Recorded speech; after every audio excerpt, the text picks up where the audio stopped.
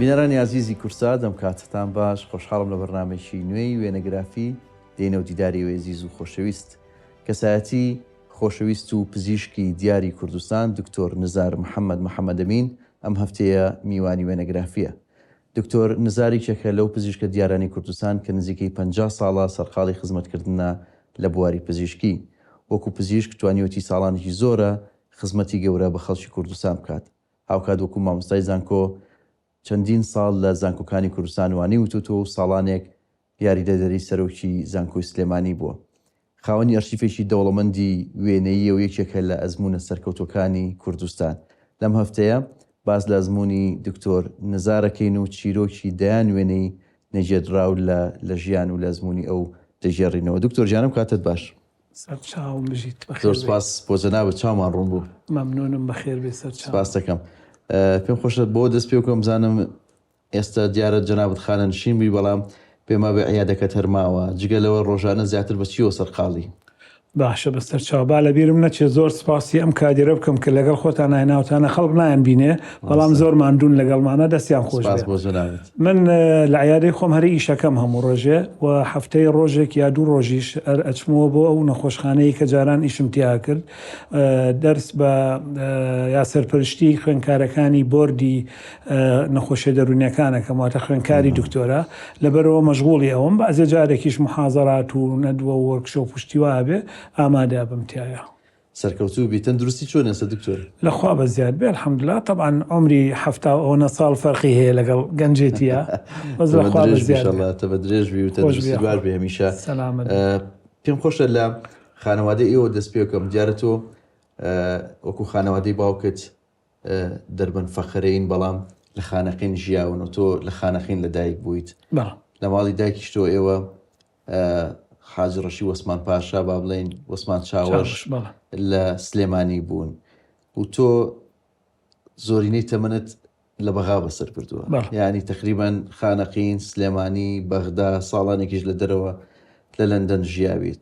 پێم خۆشە لە خانوادی باوکتەوە لە باوکتەوە دەست پێ بکەم کە کەسایەتێکی دیار بووە لەو ساڵانە لە دەربەن فەخەر بۆچی چوونەتە خانەقین و باوکت بۆی زۆڕی فێوکاتەوە ئیشوکاری چی بووە؟ بەڵێ ئێمە بە ئەسڵ لە گوندێکین پێڵن دەربەن فەقەرە عشرەتەکەش ناوی عشرەتی دەربەن فەقەرەیە کە بەشێکە لە زەنگنە اینجا ئەو بڵێن کەسانی دانیشتووی ئەو گوندە بوون بە دوو بەشەوە لەبەر ژیان سەختی ژیان بێ لەبەر هەر شتێک بێ هەندێکی چووە بەرەو گەرمیان هەندێکیشی هاتووە بەرەو سلێمانی ئەوانەی هاتوون بەرەو سلێمانی بوون بە بەرەبابی دایکم کە حاجی ڕەشی وەسمان چاوەشە و دایکمش کچی ئەوە بەڵام ئەوانەی کە چون بەرەو خانەقین چون بۆ منطقەی گەرمیان بۆ بنکورە باوکم لەوێ لەدایک بووە لە ناو عشرەتی باجەڵانە بەڵام دوایی ئیتر وردەوردە چووە بۆ خانەقین ینی بڵێن خێزانەکە چون بۆ خانەقین لەوێ خوێندوێتی و گەورە بووە و ئیتر لە خانەقین و لە باقوبە و لەوانە خوێندوێتی دوایی کە متۆسەی تەواو کردواتە تۆ بۆ سلێمانی لە ثانەویی ڕژدیە بووە لە سلێمانی لەناو ثانەویە ڕژدیە عسکەری لەناو ئەم سلێمانیە خەڵک هەبووە لە ثانەوەی عسکەری بووە ثانەوەی ڕژدیە عسکەری وازەم شوێنەکەیشی مەقەڕی نادی سیروانی یانی وەرزشی سیروان بووە ئیتر کە ئەوەی تەواو کردووە چۆ بۆ بەغا چۆتە کولیە عسکەری لە بەغا ئەوەیشی تەواو کردووە بۆ بەزابت ئیتر دوای ئەوە تەدا ڕژی کردوە تەمەن عادەتەن زابط لە یەک شوێندانانرێ لە چەند شوێنێک خزمەتی کردووە هەتا بوو بە عەقید بە درێژایی ئەم پرۆسەیە لە مولازمەوە تا عەقید 3-4 جار طرد یعنی هەر دەرکراوە دەرکردن لە جێشە حجز کراوە حبس کراوە نەفی کراوە بۆ عمارە ئیتر ئەمانەی تیا بووە. زۆر ڕاستە. جەنابەت لە خانەقین لەدایک بوویت و هەر لەوێش چوویتە قوتابخانە تا سی سەرەتایی لە قوتابخانەی خانەقینی سەرەتایی ئەخوێنی؟ یەک و دووم لەوێ خوێندەوە. یەک و دوو لە سێوە بیرەوەریشە و ساڵانی خانەقینت هەیە؟ بەڵێ طبعا مەکتەبەکەمان ناوی مەدرسە خانەقین الابتدائیە وەختە خوێندن بە عەرەبی بوو هین استیعرازی ریاضی تیاکرا من کوڕێکی هین بووم بڵێن فەقیر و ئەمانە بووم لەبەرەوەی بڵێن ئایلێکی محافظکارە ئەژیام جا خەڵکی هینیشمان لەگەڵا بوو دائیمەن لە هەموو پۆلێکە خەڵکی ئەهاڵێن هار و هاجم ناشتانە جارێکیان من پارەم پێ بوو نازم 30 فلسم پێ بوو 50 فلس شتێکی وا بوو لێیان دزیم ئیتر کە لێیان دزیم چوم شکاتم کرد لای مامۆستای ڕاضە مامۆستای ڕاضەکەش ناسیاری خۆمان بوو ئیتر ئەو کەسەی کە لێی دزیم گرتیان و خستیانە سەر شانی فەراشێک و تێر بە حەیزەران لێیان ناپیانەوت فەلاقەیان کردەوە ئەوم نەبیرە دەستەکانی خۆش بێ وێنەیەک چەند وێنەیەکم لایە هی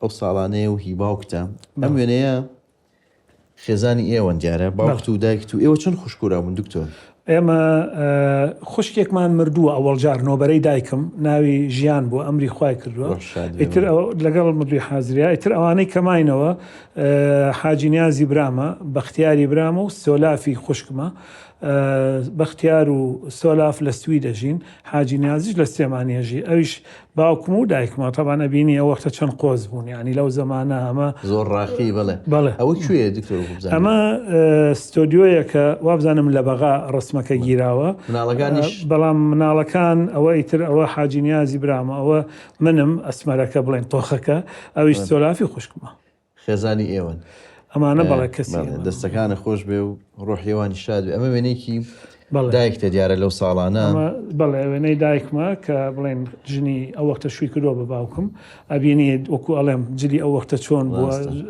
بەبێ تەجمیل بەبێ فلەر و پۆتۆکس دیارە دایکت کچی حاجە ڕەشی کە خانوویشی دیاریان هەیە لە سلێمانی و ئێستا خانووەکە گۆڕاوە دواتر بۆ بە خستەخانەی ئینگلیز ئێستا خانووکە کراوە بە شوێنێکی کەلەپوری و کەلتوری و ماڵی باپیری تۆ بوو تۆش بیرەوەریکە تێ لەو خانوو لە ساڵکەران کاتیای ژیاوی یا بە مناڵی هاتوویتە ئەوێ بەڵێ من بە درێژایی تەمەنم لە بڵێن لە 6 ساڵیەوە هەتا مابوو ئەو خانووە من هەموو هاوینێک کە بوو بە عوتڵە دایکم خوافی کە هێناینەوە بۆ سلێمانی ئەو یەک دوو مانگی هاوین ئێمە لە سلێمانیە بووین ئیتر لەو خانووە ژیاوم کۆمەڵێکی زۆر ڕەفیق و برادری عزیز و خۆشەویستم هەیە لەو زمانەوە هەندێکیان هەتا ئێستا پەیوەندیمان ماوە ئیتر من یعنی وەکو کللتوری سلێمانی بە تەواوی ئاشنام بە کللتوری سلێمانی و زۆربەی ڕەفیقەکانم کە ئەمناسن هەر بە خەڵکی سلێمانی ئەمناسن چونکە حساب کە تۆ ئەگەر 20 ساڵیش بێ ئەو 20 ساڵە 5 ساڵی ئەگەر کۆی کەیتەوە سێمان ئەو 5 ساڵی من لە سلێمانی ژیاوە لەبەرەوە بڵێ یادەوەریمان زۆرە شوێنێکی زۆر خۆش بوو و زمانە خەڵکی بەناوبانگی زۆرتیا بوو یانی لەو سەرەوە لە ماڵی کەریمی عەلەکەوە دواتر ماڵی مامۆستا مەساڵح دیلان و مامۆستا قادر دیلان ماڵی شاعری گەورە ڕەمزی مەلامارف دراوسەی ئێوە بوو یانی تۆ ئەوانت بیرە ئەوانم هەمووی بیرە و هەموو تێکەڵاویمان هەبوو لەگەڵانە بەس تەمان کەریمی عەلەکە نەمابوو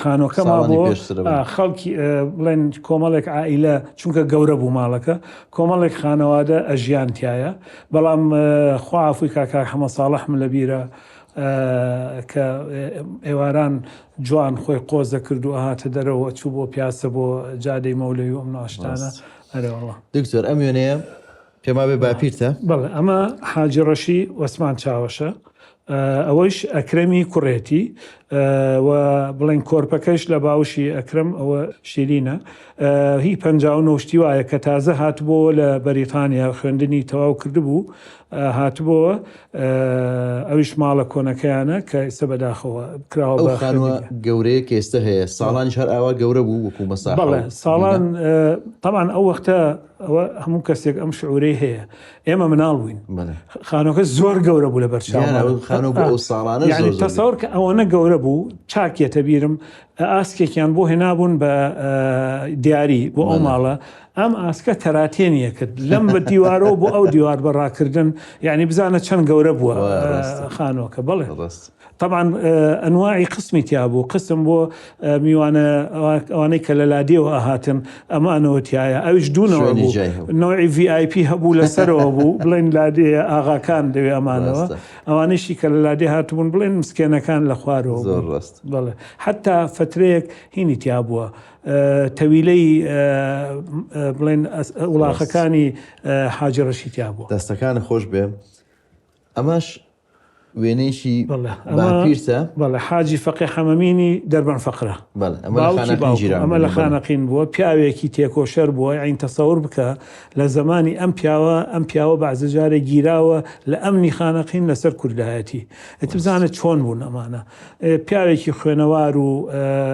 با بڵێن مێشکراوە و ئینسانێکی باش بوو ڕۆحی شاد بێ لەگەڵ مردووی حازریە دەستەکان خۆش ئەمە وێنەیەکی خێزانی ئێوەیە باوکتی تایە و مناڵەکان و بەڵێ ئەوە باوکمە منم لەم لای باوکمەوە حاجی نیازی برام لەو لایەوە ئەوە خاڵە ئەنوەرم کە بڵێن ئێستا لە هۆڵەنداژی ئەوە خاڵە فوادم خوافووی کا لە هین بوو دائیرەی بەرید مۆزەف بوو خاڵەنوەرم لە بیر منە چە مدیری ناحیە بووە هینی سەی سایق و باوە نور و چەند منطقەیەک ئەوەش دایکمە خوافووی کا طبعاً ئەوانەی خوارەوەیش ئەوە سۆلافی خوشکمە و بەختیاری خانەخینەوە ڕاستەوە بەغایە ماڵی باوکمە لە بەغا لە بەغا وەختەمە لە بەغا بووی زۆر جار تۆ لە هەتاسی سەرەتایی لە خانەخینەبی دواتر چونە بەغا لە 7 ساڵیەوەی تر لە بەغام حساب بۆچی چوونە بەغا هەر بە خێزانی هەمووتان بەڵێ لەبەرەوەی باوکم عسکەری بوو زابط بوو وە زابط شوێنی سابتی نییە ئیتر ماڵەکی گواستەوە بۆ بەغا ئیتر ئێمەش لەوێ گەورە بووین لە منطقەی ڕاغبە خاتون کە بەشێکە لە عەظەمیە ئیتر لەوێ چوینە مەکتەب و پێشکەوتین لەوێ زۆر ڕاستە بە پێش بچمە سەر و قۆناغا ئەم وێنەی تۆ پیشامی دیارە وێنەیە 7 ساڵی 53 ژیرە یعنی تەمەنی ئەم وێنەیە تقریبا زۆر ئێستا تقریبا 71 ساڵە بەڵێ ئەمە طبعاً ئەمە ئیسپاتیەکە من بە حقیقت موالید 1953 هەرچەنە من ئەینووسم لە شت ڕسمیەکان 52 لە هەموو شتێکی ڕسمیا 52 و جنسیەکیشم هەیە ئیسپاتیەکە کە موالدی 53 اینجا لێرە لە مانگی 53 ئەمە لە 6 مانگیە یان تازە دانیشتوم و دانەنیشتوم چکە لەوێ گیراوە لەگەڵ پشیلەیەکە ئیتر نردومانە بە هەدیە بۆ ئەو حاجی ڕەشیە نووسیمانە خۆم و پشەکەم پێشکەش بە بابە حاجی بەڵێ ئەو کاتە عمرم نزیکەی 6 مانگ بووە زۆر ڕاستە وێنێکی و یادگارێکی جوانە بەڕاستی تا ئێستا پارەسوتە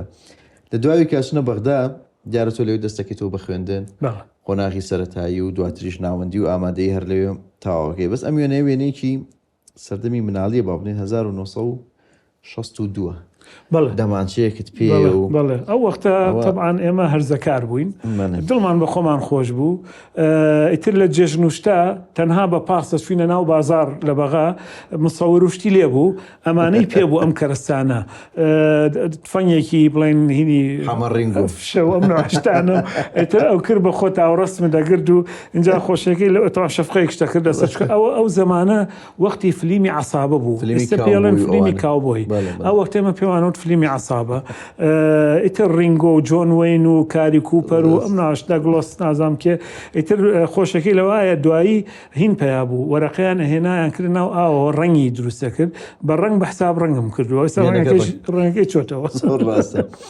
ئەم وێنەیە قوتابخانەی خانەخینی سەرەتایی ساڵی 58 دیارە تۆ لە پۆل یەکی سەرەتاییت 1 و 2 بوو بزەبت نازانم بەس ئەم وێنەیە زۆر جوانە ئەوە خۆمم لێرە ئەوە لێوە لە دانیشتوەکان تقریبا دووهەم کەسم ئەوە حەزەکەم بڵێمەوەکەوە مەلابراهیمە خۆی ناوی محەممەد ڕەشید قادرە بەس بە مەلابراهیم مەشهورە ئەوە لەگەڵ ما بوو بەو خوای نایناسمەوە بەڵام مامۆستا جەعفەریش لەگەڵا بوو لەو وێنانە خۆی و براکەی ئەو وەختە ناوی فازڵ کەریم بوو براکەیشی ناوی عادل کەریم بوو لەگەڵ ئێمە بوون ئەوش مامۆستاکان من لەگەڵمانان لەو ڕسمە دەستەکانە خۆش بێ لە سانەوی با بڵێن لە ناوەندیە چ سانەوی مرکزیەوە لە ناوەندیش لە ناوەندی غەربیە بووی کە هەردووشیان دوو قوتابخانەی بەناوبانگن لە بەغدایە خەڵکی زۆر بەناوبانگ ئەو ساڵانە لەوێ خوێنێتی جەنابیش چانسیەوە دەبێ لەو قوتابخانانە ئەخوێنێمە کۆمەڵێک دۆکۆمنتە دیارایی ئەو ساڵانەیەکە ئەوە جنسیەکەی هەڵت گرتووە کە ئیسپاتیەکە 53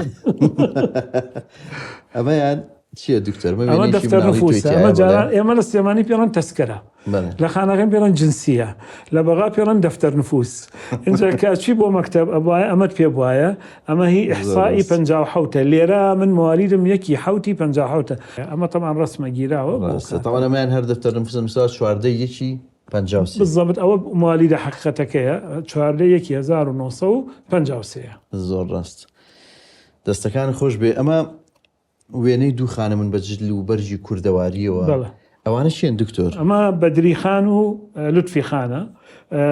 دوای ئەوەی کە نەنکی من یعنی دایکی دایکم ئەمری خواکە ئیتر حاجی ڕەشی پێویستی بە خزمەت توشتی وە بێت تەمان ئیتر ژنە هێنێتەوە ئەم لوتفی خانەی هێناوە بڵێن باڵابەرزەکانی هێناوە ئیتر بەدری خانیش خوشکێتی دوو ژنی خانەدانی محتەرەمی بە ئەسڵ لە کەرکووکەوە هاتبوون بەڵام ئەگەر سێری بکەی جلوبەر گوشتەکانی سلێمانی ئەسڵیشە ئیتر ئەمە تەمان بە هیچ شێوەیەک وەکو باوەژن نە لەگەڵ دایکی منە نە لەگەڵ منە کە کوڕی دایکم با بڵێن وەکو نەوە سریەکردن خۆی مناڵی نەبوو نەی ئەبوو خوا عەفویان کە و لەگەڵ وێنەیەکی جوانە.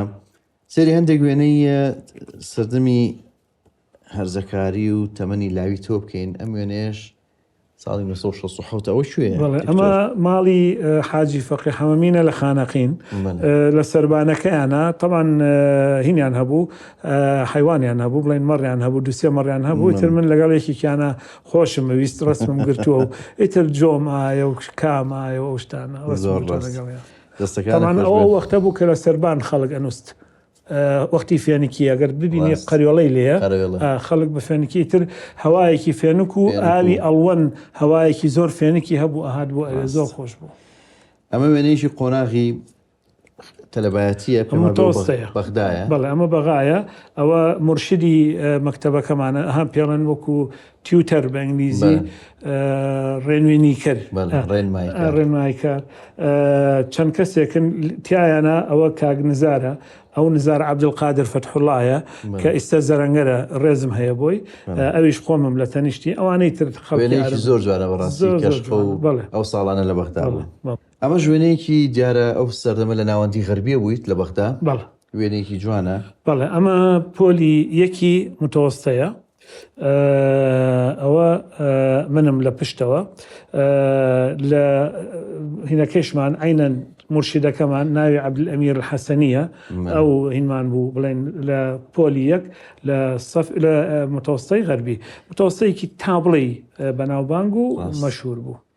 ئەوە خۆمم وێنەیەکی جوانە بەڕاستی دەستەکانە خۆشەمە شەر وێنەیەکی تر دیارە سەردەمی تەلەبایەتی و گەنجی لە بەغدا گیراوە لە دوای وێنەکە نووسراوە 24 دی 67 لەبەر قاپی. بەڵێ ئەمە بەڵێ خانوویەکمان گرتو بوو لە مانتقەی ڕاغبە خاتوون ئەو کوڕەی ئەم لایەن ئەوە بەختیاری برامە ئەوەش خۆشم لە متەوەستە بووم تقریبەن وابزەم ئەو کاتە ماڵی خۆمانە لە بەردەم ماڵەکەمان لە بەردەم بڵێن دەرگای ماڵەکەمان وەختەمان قاپی ماڵەوە ئێستا لێرەش لە سلێمانی بەعزە کەسێ لێ قاپی بەکارێت بەتاشی خۆی تورکیا دەستەکان خۆش ئەمە بەڵێ کاتی امتحاناتی ناوەندیتە متەوەستەی بڵێ ئەو وەختە زۆر خەپە بووم قەڵۆی لەوە ڕوێنەیە کە چوومە امتحانی بەکەلۆریەوە ئەبوایە هەویەت پێ بواە بۆ ئیسپاتی وجودی خۆت بکە ئەمە هەویەی متەوەستەکەت پاراستووە دکتۆرێەوە لە خانەقین و بە عەرەبی خوێنوتانە خوێندنی کوردی نەبوو دواتیش لە بەغدا هەر بە عەرەبی خوێنوتانە یعنی تا چەند ئاگاتان لە سلێمانی بوو ئەهاتنەوە کوردیەکەتان باش و مەسەلەن یا لە ماڵەوە بە کوردی قسەتانە کرد؟ بەڵێ ئێمە لە بەغا چونکە باوکم دایم یا لە وەزیفە بوو یا لە سجن بوو یا نەفی بوو ئێمە زیاتر دایکم سەرپەرشتیە کردین خواافریکا دایکیشم کچی سلێمانیە لەبەرەوە بینی لەهجەکەمان سلێمانیە بەستەبێ من خانەقینیش قسەکەم لەهجەی خانەقین بادینیش تۆزی قسەکەم اینجا مەبەستم لە قسەکە چییە زیاتر دایکم زاڵ بوو بە سەرمانە ئەوە یەک دوو هەم باوکیشم فەرزی کردبوو لە سەرمانە چکە چەند خێزانێک هەبوو لە بەغا توانەوە بەداخەوە کە چوون بۆ بەغا کوردیان لەبیر چوو ئێمە نەبوو لە ماڵەوە بە هیچ شێوەیەک بە عەرەبی قسە بکەین بە کوردی قسەمانە کرد بۆیە مایەوە تیامانە دیارە هاتوشۆی سلێمانیشتان کردوەوە واسش کە زۆر لێرە مایتە ئەمە وێنەیەکی تەمەنی گەنجی توێت تا 1966 لەسەر چنار گیراوە ئەوە لەگەڵ کاگارامی ئەکرەمبەک ڕێزم هەیە بۆی ئێستا متەقاعدە بەڵێ ئەوش کاک نیازی برامە ئەوش کاک نەوزادە خزمی کاگارامە ئەمە سلێمانی سەرچنار وەختی خۆی ئەوە نەخۆش بۆیە بەداخەوە لێرە ژاوڕە دەبوو لە سلێمانی کە هاتیەوە بۆ ئێرە زۆر زۆر ڕاست ئەمە ژوێنێکی خانەقینە دیارە لە باوە مەحموود گیراوە لەگەڵ کۆمەڵێک لە هاوڕەکانت. بەڵێ ئەوە خۆمم سەلاحی مامە کاک هەڵکەوتی غەفورە فەنگیە ساڵحی خزممە کاک سیروانی پورمە شکر ناوێ گورادەرمان بوو ئەویش کاک برایمە ئێستا بە حاکم برایم مەشهورە. زۆر ڕاست ئەمەش وێنەیەکی خانەقینە. بەڵێ ئەمە حدودی خانەقینە ئەو برادەرەی کەجلی عسکەری لە بەرایە مفەوەز بوو ناوی جەمال کوردیە دوای بۆ پێشمەرگەی یەکێتی بالمناسبە ئەوە کامەرانی ئامۆزامە ئەمریخای کردووە بالمناسبە ئەو یەکەم کورد بوو کە دکتۆرای هێنا لە سەحافەی بەریتانی برتش جۆرناڵزم لە لەندەن ئەوە هێشتا نەچوو بوو ئەو باوکمە ئەوە خۆمم ئەو جەمال ئەوش سیروانی پورزامە ئەویش نیاز حاجی نیازی برامە. وێنەیەکی جوانە بەڕاستی. بەڵێ لە حدود گیراوە مرکزی حدود لە منبریە.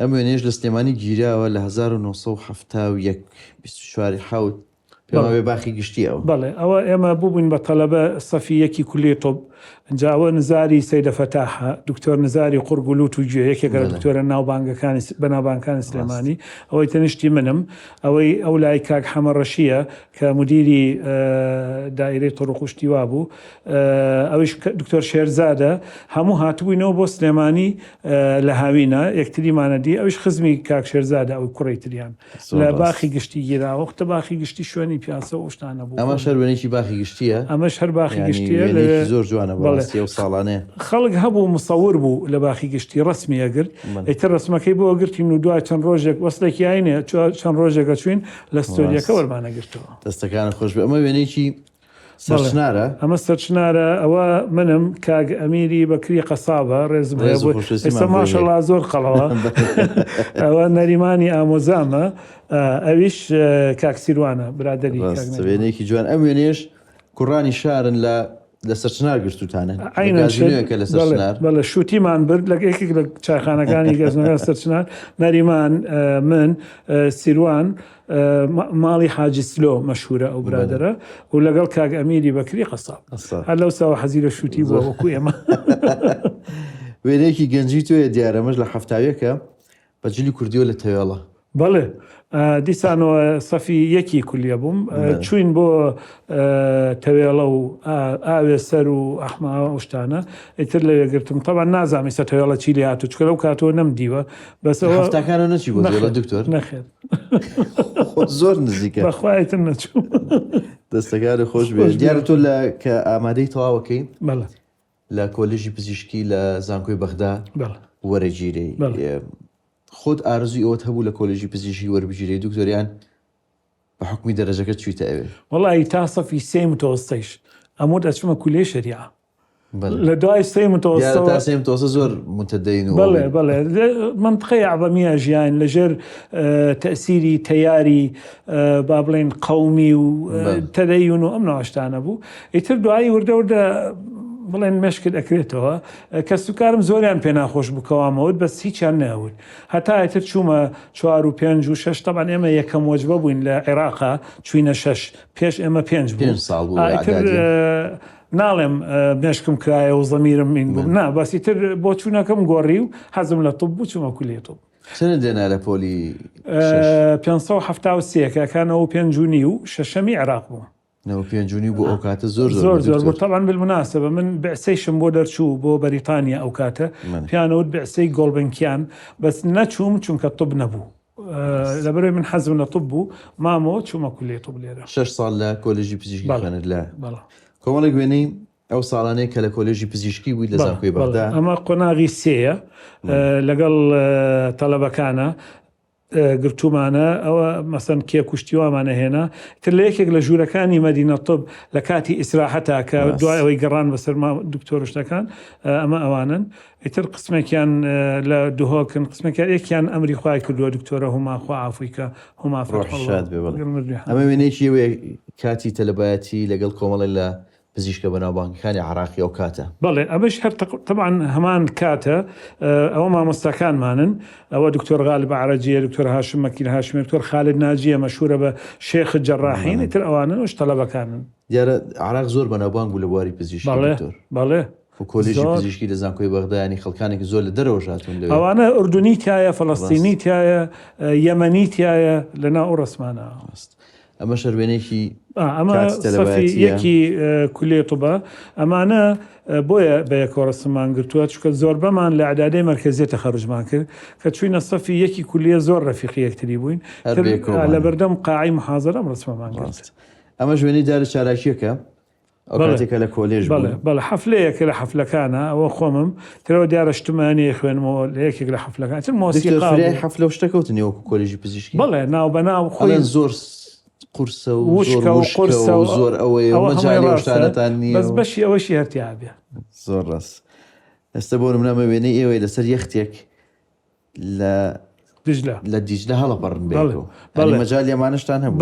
بەڵێ ساڵی جارێ یا دوو جار سەفرەیەکەکرا ئیتر هەموو گەنجەفەکەی ئێمە ئەوە بوو کە شتمانە خستەر شانمانەوە چوینە سەر ئەو یەختە لە دجلە چونکە کولێ تۆم نزیک بوو لە ئاوی دجلەوە ئەچوینە ئەوێ ئیتر ئەیبردین هەتا جەزیرەت ئوم الخەنازیری پێڵن نزیک قەسری جەمهوری وشتیوە ئیتر بە درێژایی ئەو مەسافەیە هەڵپەرکی ئەو قسەی خۆش و گۆرانی و یادگارێکی جوانە. بەڵێ ئەمە ژوێنەی بەژری پزیشکیەوە ئەمیش هەر لەگەڵ تەڵەبەکانن قۆناغەکانی جیاوازن اینجا لە ناو ئەمانە وەکوتم ئوردونی تایە فەڵەستینی تایە یەمەنی تایە ئەنواع ئەشکال خەڵکی زۆر ڕاستە. دیارە و ساڵانە کارگەی با بڵێن دەرمانی سامەڕا هەبوو زۆر بەناوبانگ بوو. ئێوەش لە کۆلێژی پزیشکی سەردانی ئەوێتان ئەو پێڵەن سەفرەی علمی کە ئەچوین سەیری معاملەکەمانە کرد ئیتر ئەچوین ئەمە زۆربەی زۆری تەڵەبەکانی قۆناغی شەشن کە ڕۆشتین بۆ ئەوە منم لەوەیە قەمسەڵەیەکم لە بەرایە. زۆر ڕاست. ئەمە وێنێکی گەنجی و سەردەمی کەشخەی و قۆزی توێ لە بەغدا. بەڵێ ئەو کاتای شەستەکانە بەڵێ ڕاست من درێژ بی سەفی شەش بووم تقریبا. ئەمە ژوێنەیەکی دیارە ئەمە ئەو وەختە بڵێن یەکێتی قوتابیانی کوردستان بە هەردوو باڵەکەیەوە بابیڵێم ئەچوون بۆ سەیران بۆ سەدەت الهندیە بۆ سدور بۆ سلمان پاک بۆ سەدر القەنات ئیتر ئەمەی ڕسمەکە لەگەڵ مایە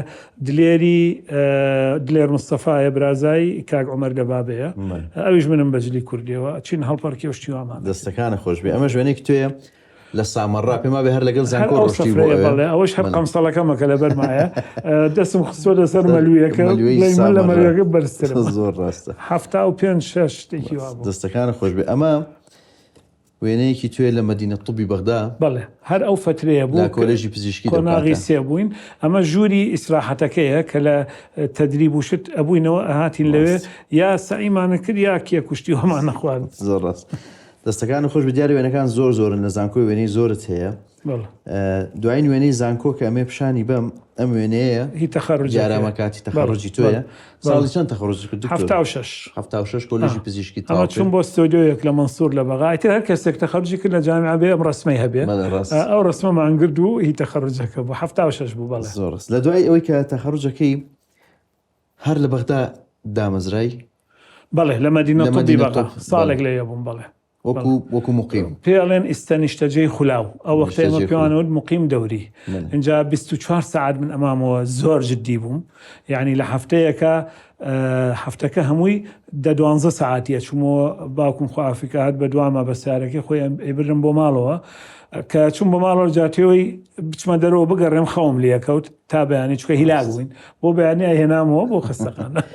دوای ساڵێک لێ بووی دوای شتە ئیبن ڕۆژ دوای نەخێر ئەوەڵ جار چوومە پێڵەن قوڕاو ئەریاف شوێنە دوورەکان چوون بۆ منطقەی کەربەلا یەک دوو ناحیە لە کەربەلا ڕەحالیە وشتیوە ڕەحالیە و تەف ئەو دوانە لە کەربەلا بوون ئیتر دوای ئەوە دوای خۆم نزیکتر کردەوە چوومە لە حلە لە مسەیەب بووم مسەیەب نزیکەی 40-50 دقە لە بەغاوە دوور بوو نزیکتر بوو ینی دواتر گەڕایتەوە بۆ بەغدا. دوایی هاتمەوە بەغا بۆ نەخۆشخانەی ئیبن ڕشد کە بۆ بڵێن تەدریب لەسەر نەخۆشیە دەرونیەکان.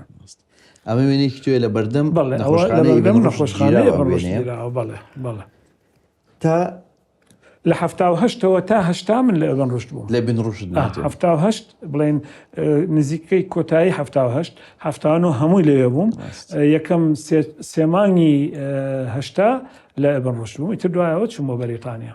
دەستەکان خۆش بە دکتۆر لە 1970 ئەچیتە دەروی وڵات بۆ بەریتانیا و بۆ لەندەن بۆ خوێندن چۆن بڕیارەدا بچیتە دەرەوە؟ والله ئەو وەختە بڵێن خەونی هەموو کەسێک بوو کە بچێ اختصاص وەربگرێ. اختصاصش لە عێراق نەبوو، لەبەرەوە ئەوە هەوڵ بدایە بچی بۆ بەریتانیا. ئیتر دکتۆرێکی ئینگلیز هات بۆ ئەو خستخانەی من ئیشم تیا کرد.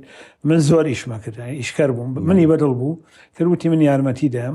لێرەش وەزیرێکی کورد یارمەتی یام ئیجازە دراسی بۆ وەرگرتم، تر چوون بۆ ئەوێ و 3 ساڵە لەوێ خوێن. شانسیەوەتە بوو لەوێ تۆ بۆ خوێندنی دیبلۆم چووی، بەڵام دکتۆراکەش تەواو کردنەوەت کرد. تر ئاوا بۆ وەختە ئەوە پێڵەن حیلەی شەرعی. ئێمە هەموو کەچین لە حکوومەت علمیە علمی حکوومەت ئیجازە دراسی نەیە بۆ دکتۆرا، هەر بۆ دیبلۆمەکەیە بۆی زوو تەواوی تو بیتەوە. ئێمە چین خۆمان ئەنووسی بۆ دیبلۆمەکە، لە هەمان کاتشە خۆمان ئەنووسی بۆ دکتۆراکە. ئیتر پێشەوەی امتحانی دیبلۆمی ئەخیرەکە بکەین ئەچوین دکتۆراکەمان تەواو کرد، اینجا دوایە چوین امتحانی دیبلۆمەکەشمانە کرد. کۆمەڵێک وێنم لەلای ئەو ساڵانەیە کە تۆ لە لەندەن ژیاوی لە 80 بۆ 83 ئەمە وێنەیەکی ئەو کاتەیە. بەڵ ئەمە لە بەردەم شوقەکەمە سیارەیەکی ڤۆکسۆڵم کڕی بە 400 پاوەند کاتە لە بەردەم شوقەکەمە لەوێ. ڕاستە دیارە لەوێ ئەمەش ستایلوشت گۆڕاوە دکتۆر، سیارێکی فۆرتە پێ ستایلوشتی خۆت تۆزە هینتر بووم بڵێن ئیشم کرد، پارەم پیا کرد، ئیتر سیارەیەکی فۆردم کڕی بە 800 پاوەند ئەو وەختە. بەردەمی هینەکەی خۆتە. ئەمیش هەر دیسان بەردەم شوقەکەی خۆمە. زۆر ڕاستە، وێنەیەکی جوانە. ئەمەش هەر لەندەنە، بەس ئەوانە چێن لەگەڵت؟ ئەمە ئەو شوقایی کە تیاژیام پێش ئەوەی بێمەوە بە 3-4 مانگ خاڵم و خاڵۆژم و کچەکەیان. ئەمە کچی خاڵمە، ئەوەش ژنی خاڵمە مارگریت، ئێستامانە لە ئوسترالیا ئەژین. ئیتر هاتن بۆ لای من. ئەو کاتەوان لەوێ ژیان؟ نەخێر، ئەوان لە ئوسترالیا بوون. ئەوان خۆیان ئینگلیزن، هجران کردبوو بۆ ئوسترالیا. ساڵی 82 کە من هێشتا لە بەریتانیام خوێن، هاتن بۆ بەریتانیا بە ئیشێک بڵین بە سەردان. ئیتر سەردانی منیان کرد و من بینی من ڕاست. ئەمە شوێنێکی تۆ پێما بێ و خاڵتە لە خاڵم ئەکرەمە هەر لە هەمان شوێنە لە شوقەکەم لە لەندەن. ڕاست. دیارە و ساڵانە کە لێوی گەڕاوی لە ئەوروپا، پاریس چووی، ڕۆما چووی، ئەمە وێنێکی پێما بەمە ئیتالیا. بەڵێ ئەمە ڕۆمایە. تەمان خۆش ئەوەیە ئەو وەختە ئەچووی بۆ ڕۆما، چووی بۆ پاریس، هەر لەسەر حدودەکە ڤیزیان هایتێ و ئەبرایەوە. عێراق پاسپۆرتەکەی زۆر محتەرەم بوو کاتە. بەڵێ ئەمە ڕۆمایە. ئەوەش پاریسە، ئەو ساڵانەیە کە لەوێ سەرقاڵی خوێندن بوو. ئاوی سینە ئەو منطقەیە ئەو کاتە بوو کە چوین بۆ. دکتۆر لە دوایەوەی کە 83 گەڕایتەوە بۆ کوردستان، چوویتەوە بۆ لەندەن جارێکتر بۆ خوێندن یا بۆ؟ بەڵێ ساڵی 90 چوومەوە بۆ دەورەیەکی پزیشکی. ئیتر دوای ئەوە شەڕی بڵێن یعنی ئینتیفاضەی عەفو هات بەسەرا. ئیتر نەچوومەوە هەتا بووم بە مساعیدی ڕئیس جامعە. ئەو کاتە چەند ئیفادێک هەبوو، ئەچوین بۆ ئەڵمانیا، بۆ پۆڵۆنیا، بۆ بەریتانیاش ڕۆشتین. ئەمە وێنەیەکی تۆیە لە 1990 دیارە جاری دووەم کە چوویتەوە بۆ لەندەن. لە بەردەم ساعتەکەی بیگمینە، بەڵام وێنەکە زۆر سەیرە. تۆ 2 جانتات پێ و لە دواتەوە قەرەباڵخیەکی زۆرە. بەڵێ ئەمە ترافالگە سکوێرە، چۆن لێرە بڵێن پارکی ئازادی هەیە. مزاهرەیەکی گەورە هەبوو ئەو کاتە مارگرێت تاچەر سەرۆکی وەزیران بوو.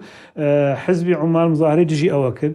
من لە تیارەکە دەرچوو بووم، نەگەشتومە ئەو شوێنەی کە بۆی ئەچم. ئەو برادەرەی کە ئەچوومە ماڵەکەی برادێک بوو، نەچوومە ئوتێل، هێشتا لەوێ نەبوو. ئیتر بەخۆم و جانتاکەم و جانتای دەستەوە چوون بۆ ئەو مزاهرەیە سەیرم کرد.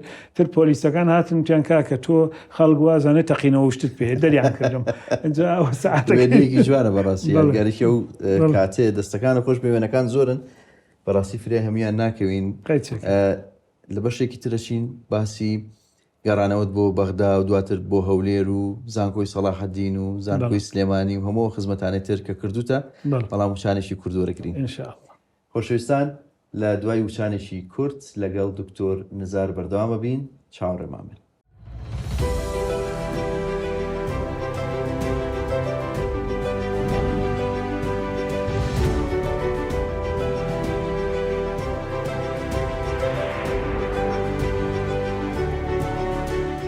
خۆشەویستان، دووبارە سڵاوتان لێبێ و لە بەرنامەی وێنەگرافیەوە لەگەڵ دکتۆر نزار محەممەد ئەمین بەردەوامین. دکتۆر لەوەی وەستان کە جەنابەت 3 ساڵ لە لەندەن خوێندت و دواتر گەڕایتەوە بۆ بەغدا. پێشی بچمە سەرەوە، من پێم خۆشە بزانم بۆچی تۆ دیارە تۆ ئێسەیەکێکی لە پزیشکە دیارەکانی بواری دەروونناسی یا دەرونی لە کوردستان، بۆچی ئەو بەشەت هەڵبژارد؟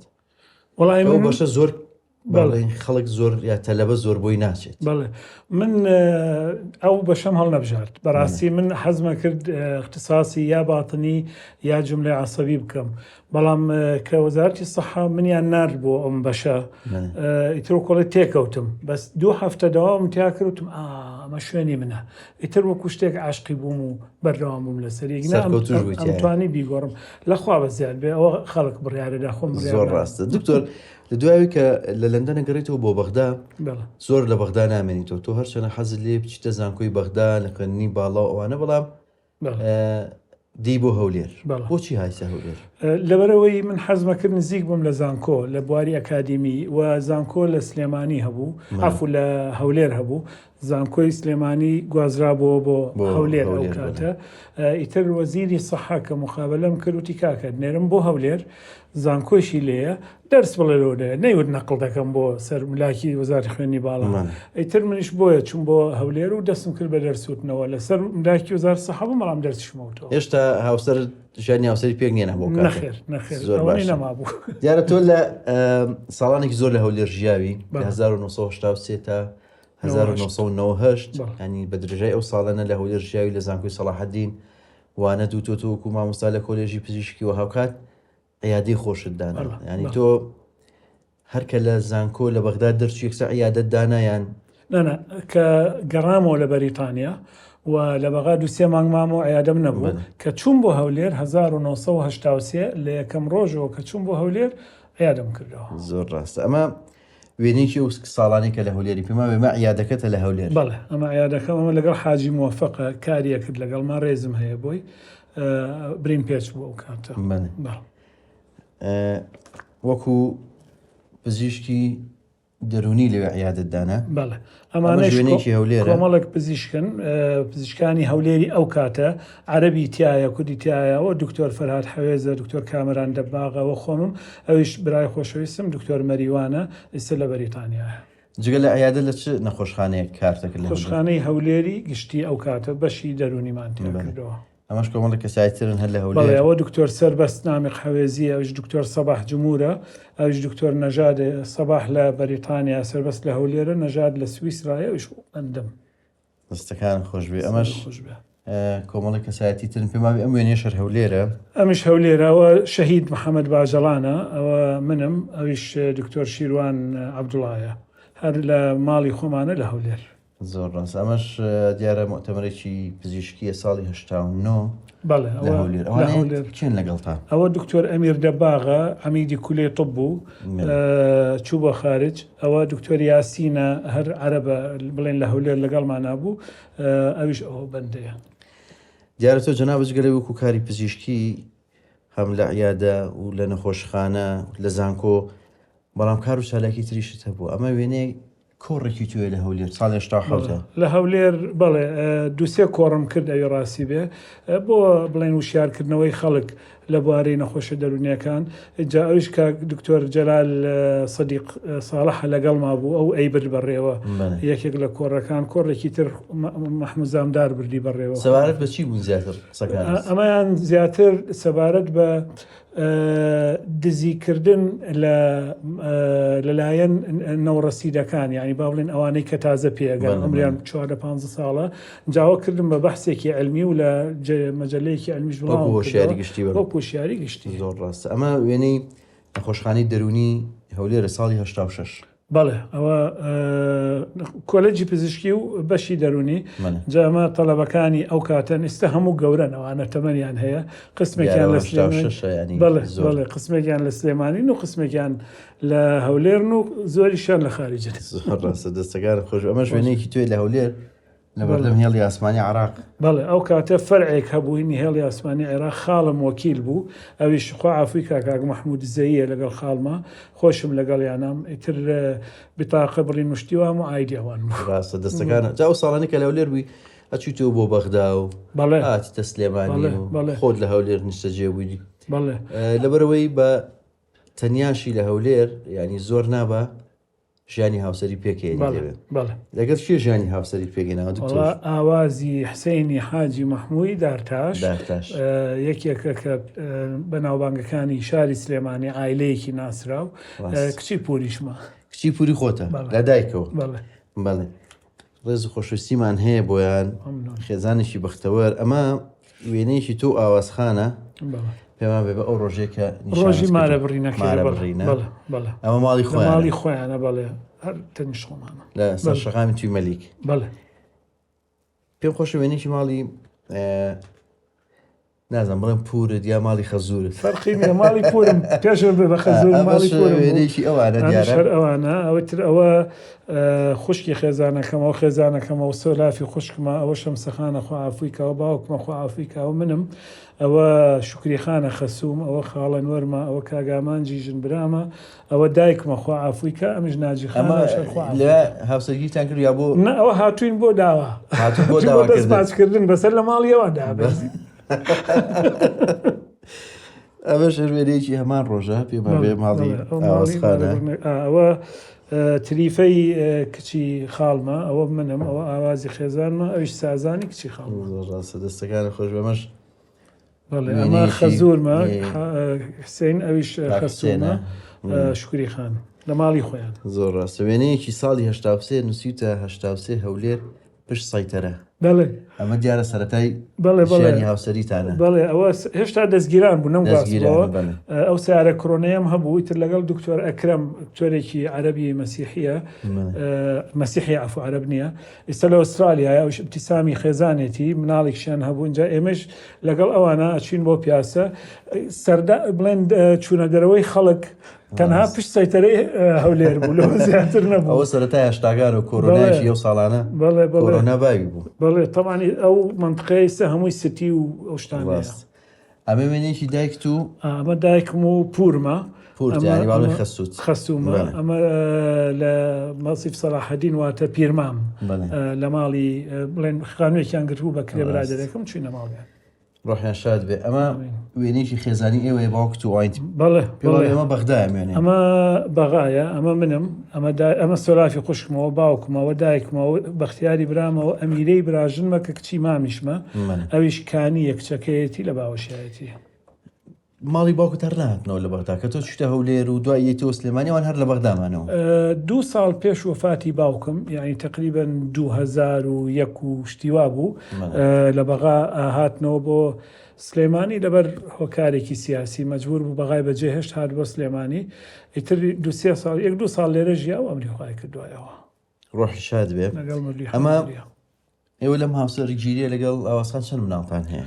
ئێمە 3 مناڵمان هەیە شکار دکتۆری پسپۆری قورگ و لووت و گوێیە ئێستا لە کەلار پسپۆرە بەستەمان هەیە مامۆستایە لە زانکۆی جیهان مامۆستای ئینگلیزیە و ئاویشمان هەیە خوێنکاری دکتۆرایە لە هەندسەی معماری لە قوبرس ئەخوێنێ تەمەند درێژ بن خی گەورە ئێوەیان بۆ بێڵێ ئەمە وێنێکی ئێوەیە لەگە مناڵەکان بەزەو کاتێک تەمەنیان بچووکە بەڵێ ئەوە کە ئەگەڕاینەوە بۆ ئەمە زوواتین بۆ سلێمانی کە چوینەوە بۆ هەولێر لە ڕێگا ڕست مشتمانە ئەگەر چرەوە منم ئەوە شکارە و ئەوە بەستەیە و ئەویش ئاویە ئەویش دایکیانە تەوان جلی ڕەشی لە بەرایە دیارە کاتی تازیە و شتیوا بوو ڕاست ئەمە ژوێنێکی تۆ ئاوازخانویشێک لە مناڵەکان ئەمە کە لە هەولێر بووین تر چوین بۆ سۆدیۆم ڕسمەمان گرە مە شکاری کوڕمە ئەو کاتە ئەمری 2 ساڵ بووە ڕاست ئەمەش ئاوازخان و بەستە و ئاوی بێکەوە ئاواز و بەستە و ئاوی عینەمشت ئەمە لەوێ گیرا ڕاست ئەمەش هەر وێنێکی ئەو ساڵانەیە بەڵێ ئەمە بەنازی خوشکی خێزانمە ئەمە شکاری کوڕمە ئەمە ماڵەکەمانە لە هەولێر ئەویش ئاوازی خێزان ئەویش بنم ئەمەش سیارە کڕۆنەکەم بەڵێ ئەمەش بەستە و ئاوین لە تەمەنێکی مناڵیە دیارە بەڵێ ئەمە ماڵی خۆمانە لەوێ بەڵێ بەستە و ئاوی نەوەڵ عفو ماڵەکە ئێرەمانە ماڵی ئێرەمانە ئەمە کڕۆنەکەمە ئەمش یارە مناڵەکان هەموو لە هەولێر لەدایک بوون لە هەولێر لەدایک بوون بەڵام لێرە خوێندیان ئەمە وێنێکی خێزانی قەشقۆڵی ساڵی هەشتا بەڵێ ئەوە لەگەڵ ماڵی خەزورم زۆر جوانە چون ئەوە خوا ئافریکا کاگاوات ئەمریخای کردووە ئەوە خۆمم ئەوە ئامانجە ژن برامەوەش ئارامە ئێستا لە ئەمریکایە ئەویش شکری خانی بڵێن خەسوومە ئەویش بە نازی خوشکی خێزانمە دەستەکانە خۆشمەش حەج میلادی ئاڤیە ساڵی 2006 بەڵێ بەڵێ ئەرێوەڵا ئەوە خەزورمە و خۆمم ئەترەوە بەستەوە ئاڤیە ئەوش بە نازیژن خوشمەوەش کاگامانجیژن برامە ئەمە لە ماڵی خۆیان ئەمە شەروێنەیەکی تری خێزانی دیارەوەژەش ئاهەنگی لەدایک بوونە بەڵێەوە ئاوازەوە ئاوی کچمە ئەوە بەنازە ئەوە خۆمم ئەوش کاگامانجە ژن براوە ئەمە وێنەیەکی خێزانیە دیار هەمووتان بێکەوە چون بۆ ناوچەی قەرەداغ بەڵێ باوکتان لەگەڵەوە حکوومەتی عێراقی هێشتا مابوو لە سلێمانی ڕێگەی کردەوە بۆ قەراخ و منتقانە لێمەش زۆر تامەزرۆی ئەوێ بووین بەهاریش بوو ئیتر شوێن بەداخەوە وەختی تەعزیێشتیش بووە بینە جلی ڕەشیان لە بەرای قسمێکیان وێنەیەکی جوانە بەڕاستی ئەمە وێنەیەکی ماڵی ئێوەیە سیوێکی هەشتی 1996 بەڵام ماڵەکەتان سوتاوە و بەداخەوە ئەمە ئەو کاتەی کە ناکۆکی هەبوو ساڵی 1996 تر جێشی عێراقی هاتە ناو هەولێرەوە قەسفێکی کوێرانەیان کرد یەکێک لە تۆپەکان بەرماڵی ئێمە کەوت ئیتر بەرمی لە نەوت سوتا ماڵ ڕووخا بە سەرمانە مەتبەخ نەما هیچ نەما بەس لە الحەمدوللا خۆمان هیچمان لێ نەهات لەخوا بە زیاد ماڵی وێ لە هەولێر ئەمە ماڵی ئێمەیە لە هەولێر تۆپی حکوومەتی عێراقی بەرکەوتووە ڕۆژی سیوێکی ئابی 1996 بەداخەوە دکتۆر دیارە جەنابەت زۆر سەفرەت کردووە زۆر وڵاتان گەڕاوی لە هەفتاکار لە هەشتاکار ئەم وێنەیەشەیە جەنابتی چی بۆ سعودیە بۆ حەج ئەنجا نازانم خۆ چووی بۆ حەجیان و وەفدی تەندروستی ڕۆشتووی قسەی طبی بووین ئەوە دکتۆر کامل حەیدەرە ئێستا لە ڕانیەیە ئەوە کاکەریمە لە کۆیەیە مختبەری هەیە ئەوە بەندەیە ئەویش حاجی سەلاحە لەگەڵمانە ئێستا لە بەشی دەرونیەکە ئەمە لە سعودیە گرتومانە ساڵی چەند چی بۆ 2004 مەشەر وێنەیەکی تری ئەوەیە بەچلی کوردی و کڵاوی سپیۆ لە بەڵێ ئەمە وەرزم لە مەدینەیە مەدینەی منەوەرەیە بەڵێ هەر لەگەڵ حاجی سەلاحە گرتومانە ئەو کاتەیە یعنی سە حاجیشی دکتۆر بەخوا بە زیاد بێ بەڵێ پرۆفیسۆر دکتۆر حاجی نزار دەستەکانی خۆش بێ و تەبەندرێژ بیشەڵا پێم خۆشە بێکەوە بچین بۆ عیادەکەت ئەوێش ببینین و باسی هەندێک وێنەی سەردەمی زانکۆ و ئەزمموی پزیشکی و ئەوانی تۆ بکەیت فەرموو بابێکەوە فەرموو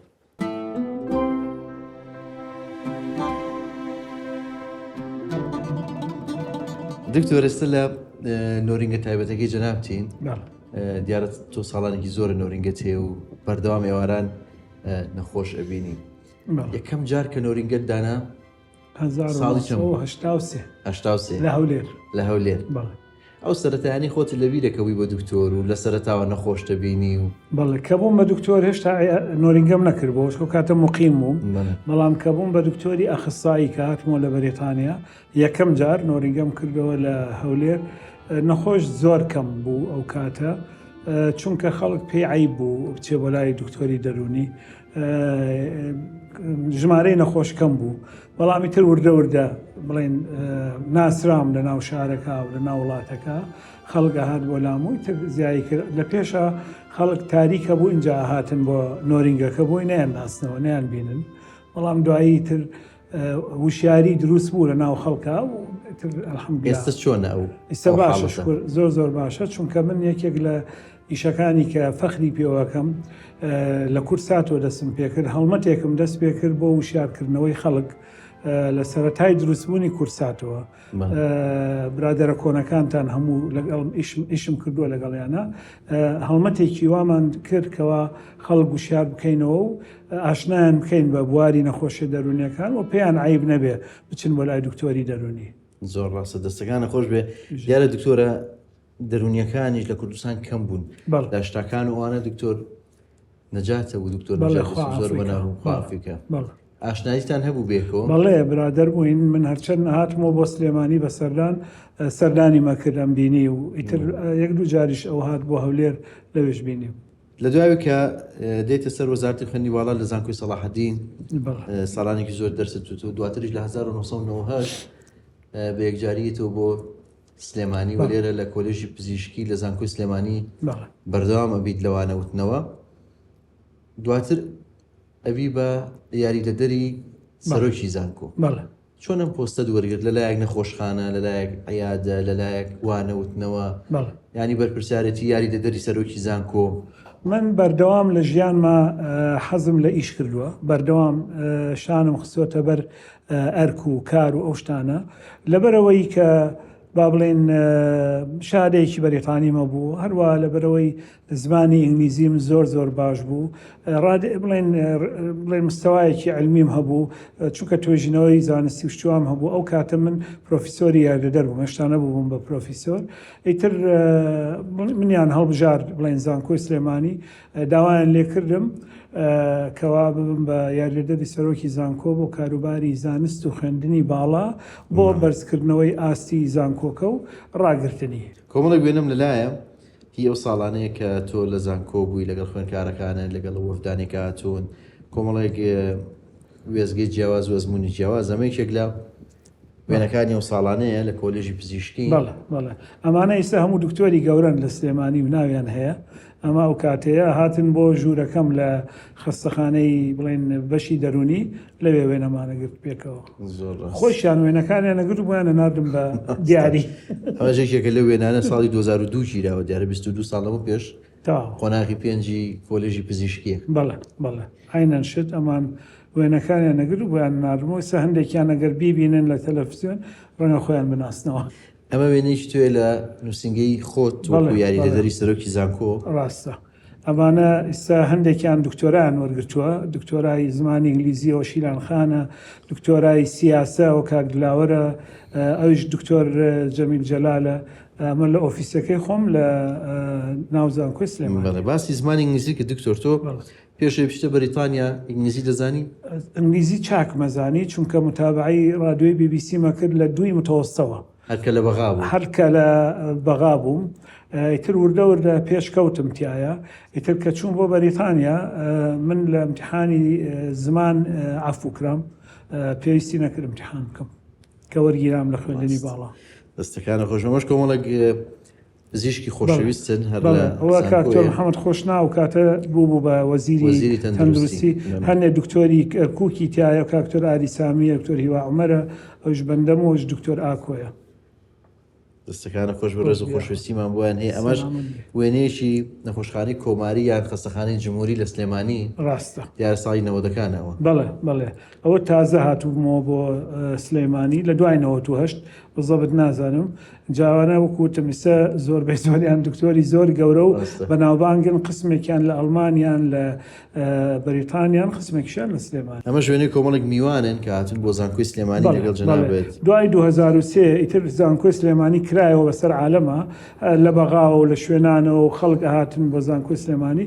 ئەمە کۆمەڵ لە میوانن، بەڵام ئەوەی ئەم لایەن دکتۆر دیارە ئێستا لە بەریتانیایە، ئەو لەگەڵ مابوو لە ناو زانکۆی سلێمانی. ڕاستە دەستەکانە خۆش بەمەش جەنابتی دکتۆر علی سعید و دکتۆر بۆتان. بەڵێ ئەمە حەفلەی تەخەروجە، دکتۆر بۆتان تەخەروجی کردبوو، ئیتر ڕسمەکەی گرت و بۆی ناردین بە دیاری من و کاکتۆر علی سعید و ڕێز و خۆشویستیمان بۆیان هەیە. ساڵی 2005.